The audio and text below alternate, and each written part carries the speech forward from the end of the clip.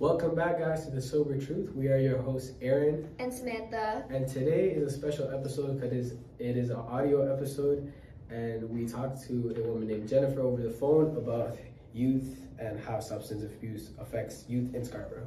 And she's a professional. She works at Scarborough Health Network.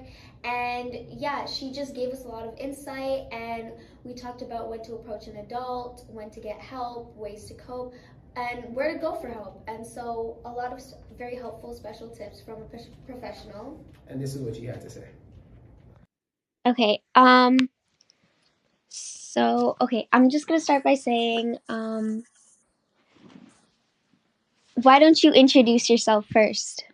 Sure. So I'm Jen, and I'm a social worker at Scarborough Health Network in the Child and Adolescent Outpatient Program.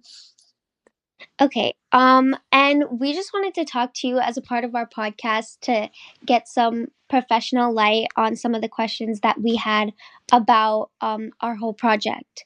And so I can start with the first question, which is, what are warning signs that parents and friends should look out for?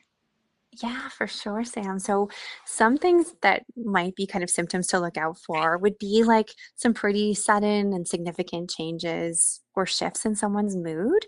So if they seem uncharacteristically sad or angry, and so it seems like something's going on there. Someone might also notice that someone's withdrawing from maybe their family, from like long-standing friendships. So kind of pulling away when they used to kind of be a lot more connected or close with people in their life. They might also notice like a teen kind of maybe engaging in behaviors that might be pretty secretive seeming. So maybe like things like seeming pretty evasive, like avoiding eye contact, maybe things that like just like seem or are more dishonest if that wasn't kind of someone's nature before. Sometimes there also might be warning signs like changes in a group of friends or peers that someone's spending time with, and more so like a sudden change because people change friend groups over time. Yeah. Yeah, there also might be changes in spending. So, like, people might notice, especially maybe in terms of like family or guardians, that someone might be asking for money without explanation, might be kind of pretty secretive about what they are spending on money on if they're asked. Um, Sometimes someone also might start to maybe show that they're losing interest in some things that they really have enjoyed before. So, maybe like hobbies or activities, or just even like losing interest in school. I know at times it's not the most interesting place, but definitely kind of losing motivation even more so around school. Something too that can happen is just sometimes someone's appearance can start to deteriorate. So maybe they're not taking the same care of themselves, or there might be symptoms related more directly to use, like maybe having like Yeah. bloodshot eyes, things like that. But yeah, so there might be things that people notice that are kind of like sudden, maybe more intense changes in like behaviors or functioning, or even like physical health changes that come on with any one of those kind of warning signs. Okay. What happens maybe when mental health issues and substance abuse sort of overlap? Yeah, so oftentimes, like, so substance use can actually potentially like worsen or like exacerbate mental health symptoms. And that can be in part just because like substances can have a significant effect on our brains. Like, that's kind of what they work on. And if you're experiencing mental health concerns, your brain is already more vulnerable in some ways. So that can come up, that kind of it changes like kind of the brain and body chemistry further, and in ways that we also just can't predict, or kind of like because substances aren't kind of measured and we Yeah. kind of don't know all what's in them all the time. Um, People can also notice at times like increased emotional vulnerability. So that substances can actually produce maybe more anxiety or more irritability or more sadness. And so that can kind of worsen some symptoms that somebody might already be struggling with. And sometimes motivation can already be hard when you're experiencing mental health concerns, and substances can actually lessen motivation even further. So that can be so hard. Um, we know just kind of through research and experience that symptoms of psychosis can be kind of more likely to arise if someone's using substances. So there's more of a vulnerability there as well. And that might be temporary, or it may result in more permanent changes in our brains. And maybe the last thing that comes to mind for me is that for anyone who might be taking medications for kind of helping with like emotions or mental health, substances can kind of like either like interrupt the effects of the medications or make it unclear as to like what's kind of creating change. Is it the substance or is it the medication? So it can kind of like confound things. Yeah. Yeah. All right. What are some common myths that maybe parents think about youth substance abuse?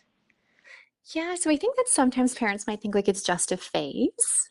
And so this will just be like a passing thing. And it may or it may not be. I think for some parents, they kind of might think that their child won't be open to talking about it, so that they maybe just shouldn't maybe bother or try because they're not sure how to have that conversation and just maybe assume their child wouldn't be kind of like ready for it.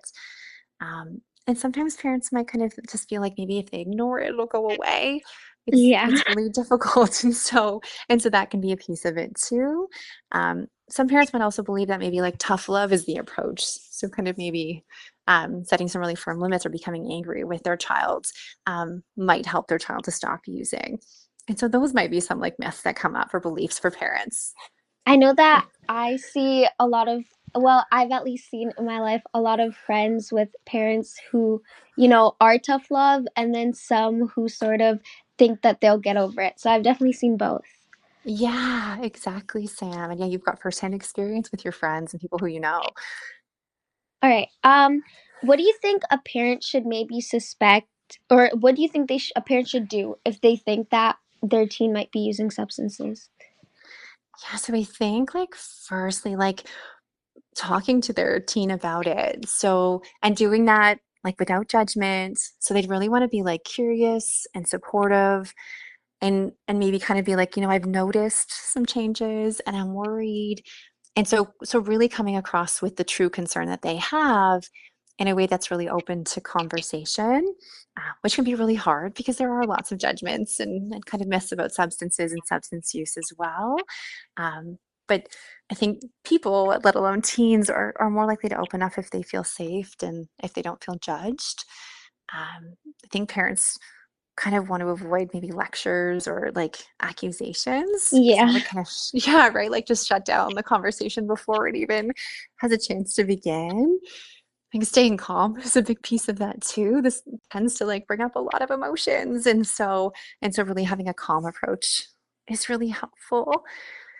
I think for a lot of parents too, they might not have a lot of knowledge or familiarity with substances. And so educating themselves and maybe familiarizing themselves about different substances and substance use can be really helpful. And I think if a parent is really at a loss, like they don't know what to do, there are some supports where kind of parents can access parent help, Yeah. like with what to do. And so kind of having their own supports for their own emotions to kind of help with there may be questions of like, how do I talk to my kid about what's happening? Kind of accessing their own supports might be a really helpful piece of that too. Yeah, that way sort of both the parent and the teens can sort of get help and help each other. Exactly, Sam. Okay. What do you think maybe schools could be doing differently? Yeah, and so some of the thoughts that I had there, I'm like, I haven't been in school for a while, so you might be able to kind of like speak to this a little Yeah. bit more. So yeah, but definitely, I think like making sure that they're offering education and supports to students. So just kind of like raising awareness about substances and substance use concerns, and like doing that also in like a really judgment-free way. Like it's just something that happens. It's something that people do, and so that it can really help that if someone is concerned about their own use or maybe like that of a friend, they might be willing to kind of reach out, whether that be like naming supports in the school, like if that could be a school social worker or a guidance counselor or a specific teacher, or if it be kind of just like naming supports in the community so that people know where to go for help and where it would be safe to do that. That sounds good. Do you well, what are some of the what are some of the supports that you mentioned for school? Guidance counselors and teachers? Yeah, and social workers too. So oftentimes most schools will have like a social worker connected and they may kind of visit the school like depending on how many schools they have, like once a week or twice a week. And so students can usually ask through guidance to be connected with a social worker, or sometimes like VPs might connect students with social work as well. Um, and so guidance or social workers can help kind of like with the student figure out what's happening and maybe what additional supports they might be able to suggest. So if they're kind of like, oh, we might suggest like this service in the community or this agency, they could help like a student navigate all of that as well. That sounds really cool. I might need to check that out at my school. Nice. Okay, so what do you think like regular teens can do if they maybe see a friend struggling? Yeah, I think it might be like somewhat similar, like also very different than how like a parent would approach it. But I think just like asking some really like non-judgmental, like curious questions just to maybe kind of like get a sense of like what's happening. They can share their concern too to be like, I'm worried about. Okay, so I'll just ask the question again. Sure.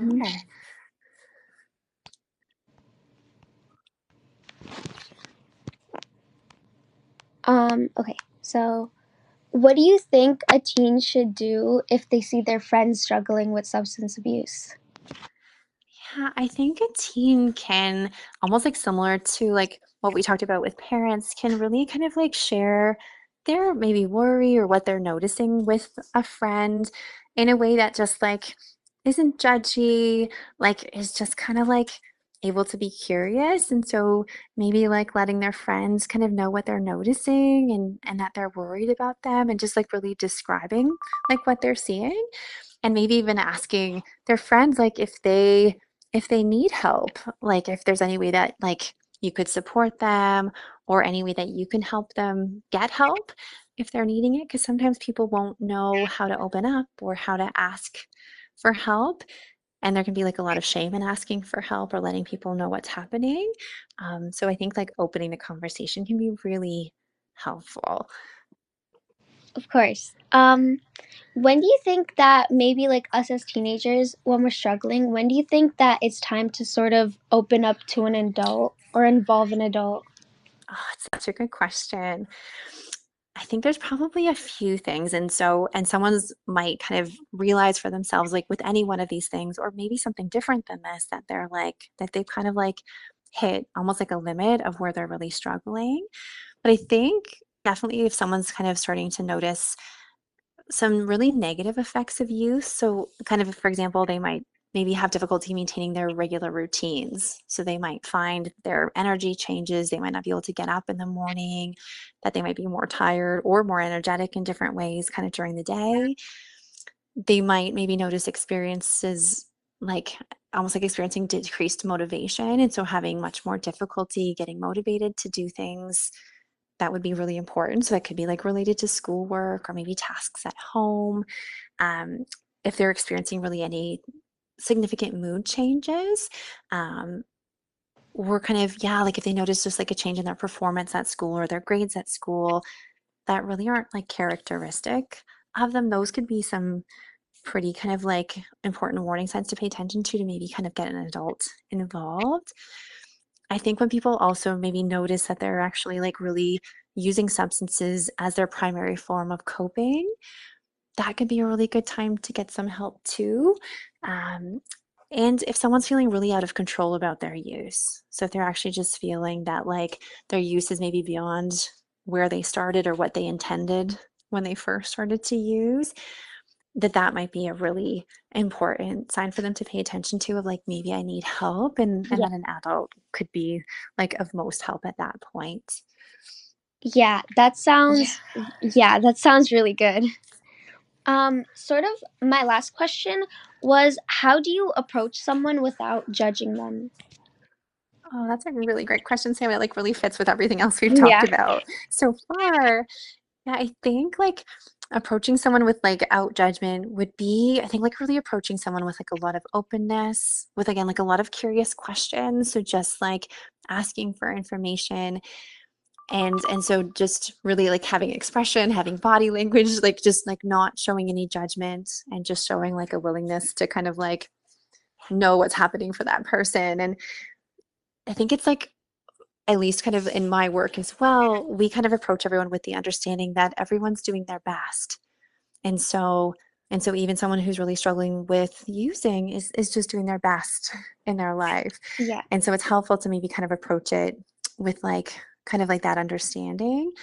You can also actually let somebody know, like verbally, like, I'm not judging you. I just want to help. I'm worried about you.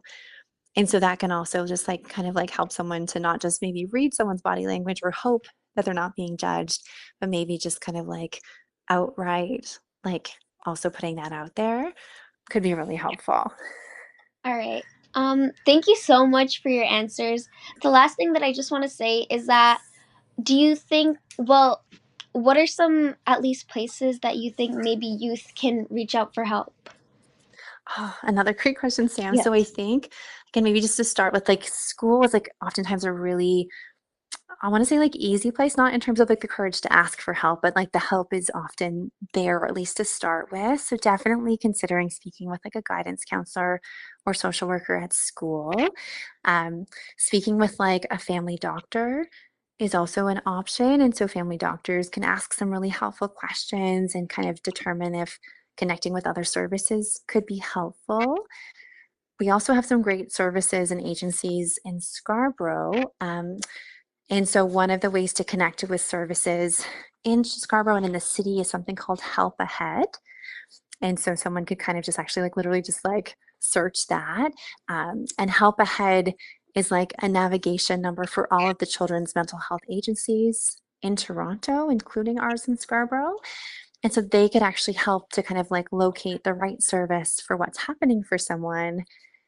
And the really nice thing about that is that someone can call themselves. They don't need a referral. They can just call, let someone know what kind of help they're looking for, and then get the help they need.